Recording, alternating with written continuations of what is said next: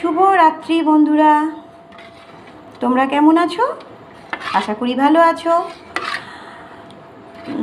আমিও ভালো আছি। তোমাদের একটা সুখবর দিই, আমি কিন্তু এবারে লাইভে আসতে চলেছি তোমাদের সামনে। তোমরা কে কে আমাকে পছন্দ করো সেটা কিন্তু একটু কমেন্টে জানিও, কারণ আমি লাইভে আসলে সবাই হয়তো তো আমার সাথে নাও থাকতে পারো। তোমরা কি চাও আমি লাইভে আসি? তাহলে প্লিজ একটু কমেন্টে জানিও। যাই হোক, শুভরাত্রি। এখন আমি তোমাদের সামনে নিয়ে চলে এলাম আজকের রাতের ডিনার। প্রথমেই দেখাই আনারসের চাটনি কিশমিশ দিয়ে, তারপর হয়েছে চিকেনের ঝোল, আর আছে ঝুরি আলু ভাজা, পাঁপড় ভাজা, তার সাথে গরম ভাত।